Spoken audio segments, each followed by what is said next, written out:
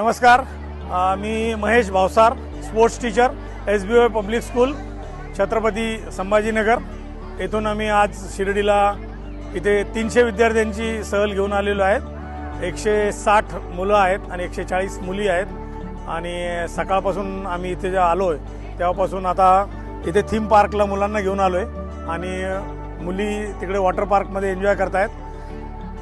बॉईजला इथे आम्ही सकाळपासून 4 शोज दाखवलेत, तर याच्यामध्ये अतिशय छान अनुभव आला।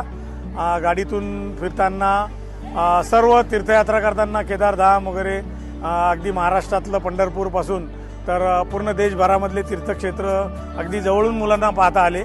आणि त्याच्यानंतर सबका मालिक एक चित्रपट जो आहे त्या चित्रपटातून मुलांना साईबाबांचं जे काही काम आहे ते फार जवळून त्यांना कळालं, समजलं त्यांना।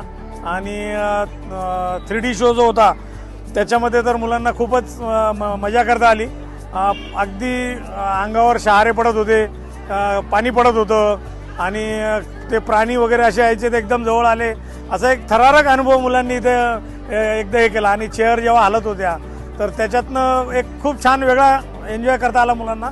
आणि त्याच्यानंतर द्वारकामाईमध्ये तर असं वाटलं की खरोखरच आपण साईबाबाच्या युगात गेलोय आणि त्या द्वारकामाईमध्ये बसलेलो आहे, असा एक तिथे फील येत होता। आणि मुलांना पण एक नवीन एक्सपिरियन्स हा झालेला आहे आणि त्यांना साईबाबांचं दर्शन खूप छान जवळून मिळालं असं झालं। त्याच्यानंतर आम्ही जेवण केलं, जेवणाची क्वालिटी पण खूप छान होती आणि मुलं अगदी पोटभर जेवले।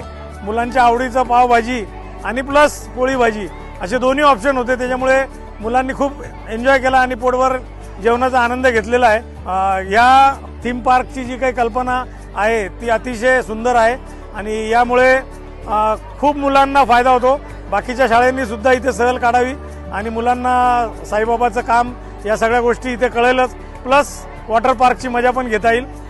या ट्रिपचं छान आयोजन आमचे मानसचे सर्व कार्यकर्ते करत आहेत, पदाधिकारी आहेत, तर त्यांना मी धन्यवाद देतो। थँक्यू।